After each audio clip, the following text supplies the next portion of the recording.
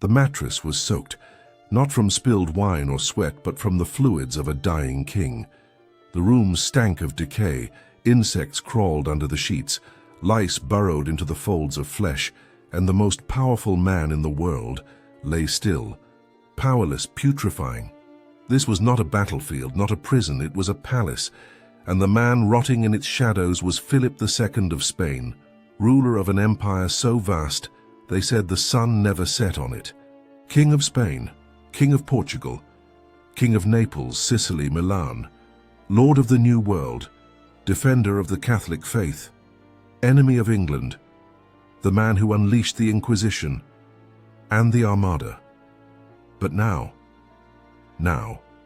he could no longer stand, could no longer write, could no longer keep the maggots from his wounds. As courtiers gagged and servants wept behind cloth-covered faces, the king whispered, almost with a smile, "See how this body that ruled half the world now cannot command its own parasites."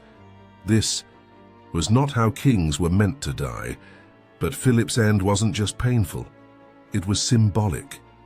The fall of a monarch so obsessed with control that he micromanaged an empire, only to die in a bed he couldn't even turn in.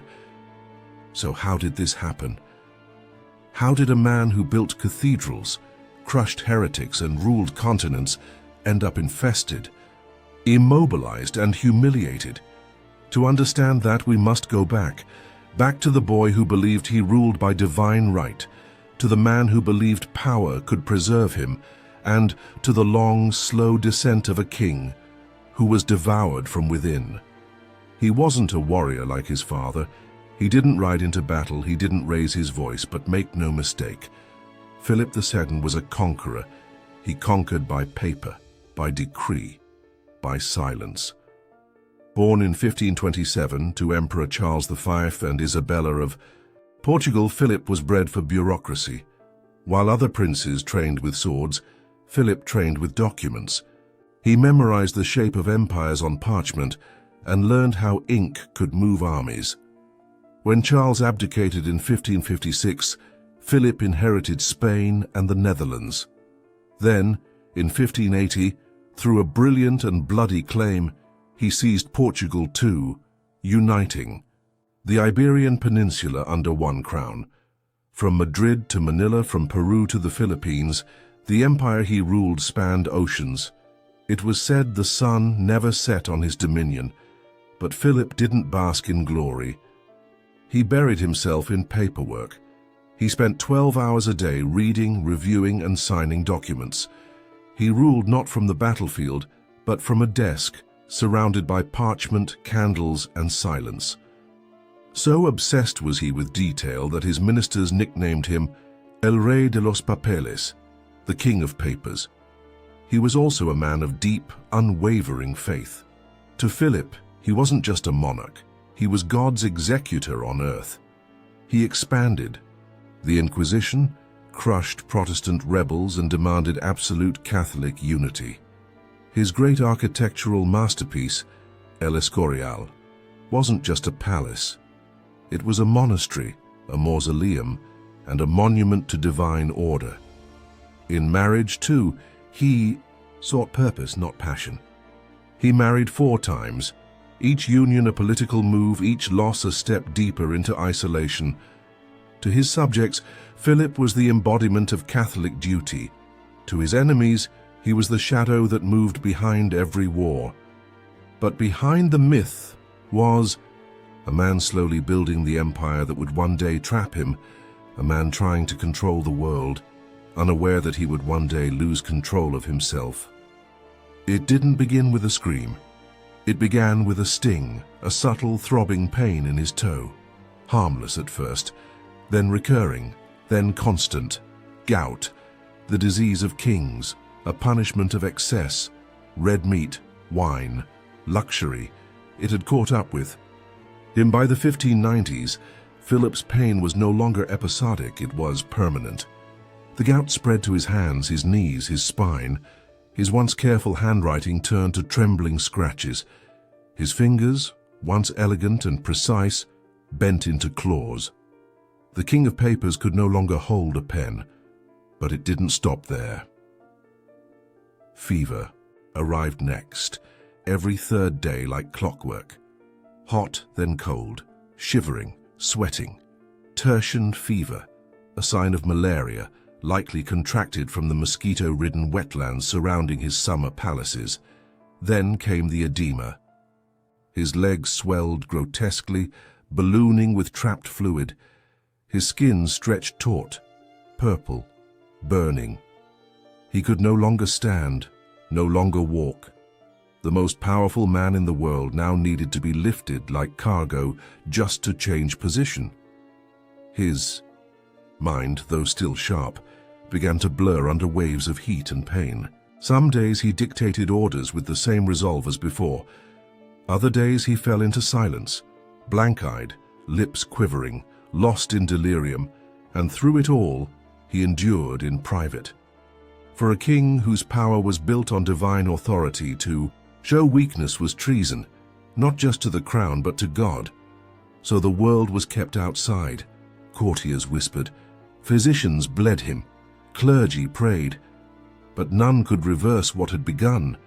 Philip, the king who micromanaged an empire, was now trapped inside a body that refused to obey. Each movement brought agony, each breath, fire. He ruled on paper, but his body was writing a different decree, a slow, brutal sentence, and the worst was yet to come. By the summer of 1598, Philip II was no longer a man. He was a monument to pain. His legs had swollen beyond recognition. His joints, knees, elbows, fingers were locked in twisted, inflamed knots. His skin blistered under the pressure of fluids, building beneath it. And the smell was unbearable. The royal chambers were silent but suffocating. Courtiers entered with faces buried in perfumed cloths. Even the most loyal servants found it difficult to remain in the same room. The king's hands, once the most precise instruments of empire, had curled inward, frozen in deformity. He could no longer sign documents, no longer hold a rosary without help. The very identity he had built, the all-controlling monarch, was crumbling. Physicians tried everything: bloodletting, purges, herbal pastes, hot compresses. Nothing worked. The fevers persisted. The swelling worsened. The king could no longer sit upright without screaming. Lying still was the only escape, and even that offered no peace.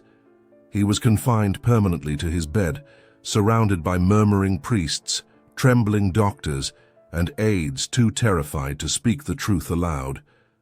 The king was dying. But this wasn't a clean death. It wasn't noble or dignified.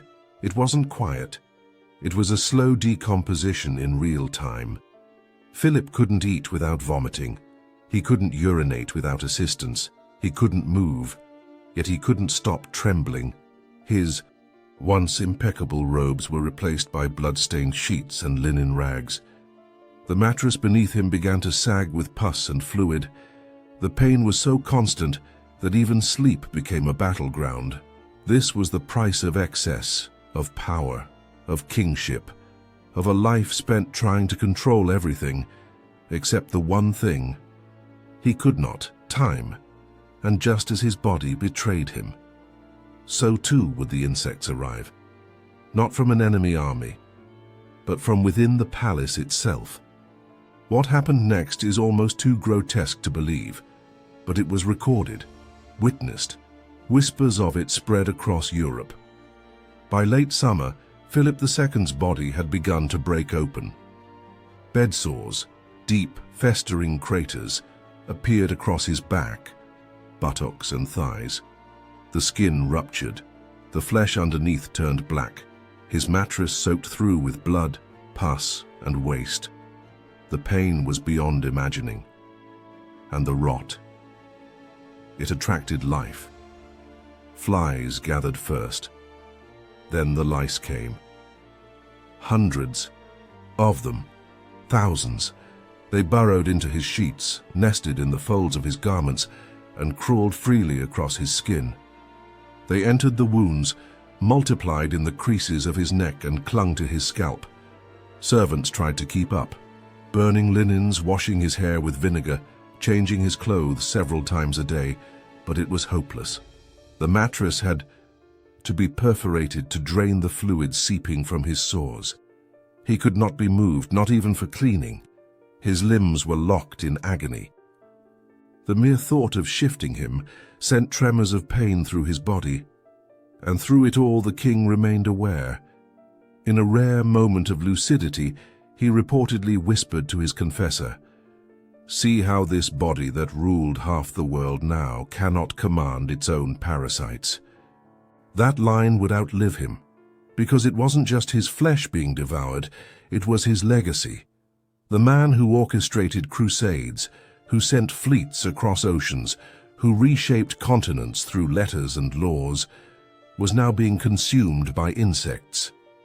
Not soldiers, not rebels, but vermin, and those who saw him in those final days never forgot. They did not speak of royalty. They did not speak of strength. They spoke of a man who stared helplessly at the ceiling while lice crawled across his eyes, a man who groaned like a beast and wept like a child, a king who ruled over the sunlit world, but died in the dark, rotting, crawling, alive. To the world it was a horror. To Philip it was penance. The agony was not just physical, it was spiritual. He believed with every ounce of his decaying body that this pain was divine justice. He had enforced the Inquisition. He had imprisoned his own son. He had sent thousands to die in defense of the faith. And now perhaps God was watching him die, to test him, to cleanse him, or to punish him. Clergy reported that during moments of clarity, Philip refused morphine and opiates, choosing instead to feel every stab, every itch, every wave of burning fever. He wanted the suffering.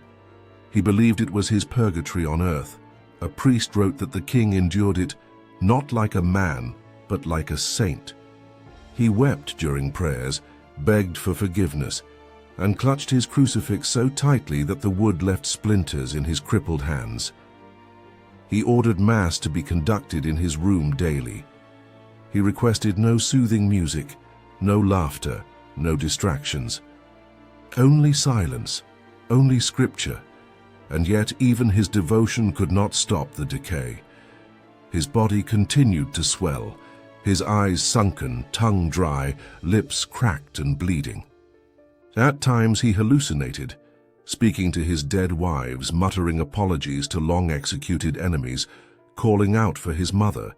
He believed, as many monarchs did, that his power had come from God. But now there was only the void, the absence of mercy, the absence of healing. And maybe that was the final test, because what is faith? If not clinging to God even as your body becomes a feast for worms, Philip didn't ask to be saved. He asked to be cleansed. He wanted to suffer. And the fur. Heavens, it seems, obliged. On September 13th, 1598, after 52 days of agony, silence finally fell over El Escorial. Philip II, once king of half the known world, was dead. His last moments were a blur of fever, blood, and prayer. He clutched a crucifix, too tightly to be removed, his hands curled and cracked from disease. His lips moved, some said it was the Lord's Prayer. Others heard only a whisper, "Forgive me." No one truly knows what his final words were. But when death came, it was not peaceful, just quieter. Physicians immediately began the embalming process, but they were horrified. The body had become something inhuman, bloated, blistered, crawling with lice, and covered in deep, oozing sores. The task of preparing him for burial became a nightmare. They scrubbed, stitched, drained, perfumed. They tried to restore dignity to a body that had none left. And then they placed him in the crypt of El Escorial, the very palace monastery he had designed as a symbol of divine rule. His final resting place was not a battlefield, nor a cathedral. It was the architectural expression of his own ego and faith. Irony clung to the walls. He had built El Escorial to immortalize his power. Now it entombed his failure. Courtiers who had once trembled before his commands now whispered in shame. Not about his policies, not about his empire, but about the lice, the mattress, the smell. What remained of Philip was placed beneath marble and gold, sealed in silence, but not forgotten, because no matter how grand the tomb, how ornate the prayers, how sweeping the legacy, the body inside it had rotted like any other. And the king who ruled oceans was buried in a room he built for his own glory, in skin that had betrayed him. He ruled over more territory than any monarch in European history. He sent armadas across oceans, armies into revolts, and flames into heretics' homes. He believed himself to be God's will made flesh, and yet he died soaked in his own fluids, eaten by insects, begging for relief from a God who remained silent. Philip II was not just a king. He was a symbol of absolute power, of control, of faith enforced through blood and bureaucracy. But his death, his final weeks of rot and agony, told a different story, a story of limits. He could control provinces, but not his bladder. He could silence rebellions, but not the lice. He could build cathedrals, but not move from his own bed. And that is the lesson, not a historical detail, not a grotesque curiosity, but a revelation. Because in Philip's collapse we see the truth. Power is a performance, authority is an illusion, and no amount of gold, ink, or faith can stop the flesh from decaying. His empire endured, but it weakened. His legacy lived on, but so did the whispers of pus, of parasites. Of pain. His son, Philip III, inherited the crown, but not the obsession. Maybe he saw the price too clearly. Maybe he realized that no king is safe from the body's betrayal. Philip II wanted to rule perfectly. He wanted to leave no room for error, no page unsigned, no soul unjudged. But in the end, even he became just another dying man, alone, decomposing, waiting for something beyond the crown. And that's what makes his story unforgettable. Not the wars, not the marriages, not the empire, but the image of a king curled in bed whispering prayers as insects fed on the body that once claimed divine right. A final reminder to all of us, even God's instrument rots. Even kings die like men, and power, no matter how sacred, cannot stop what waits beneath the skin.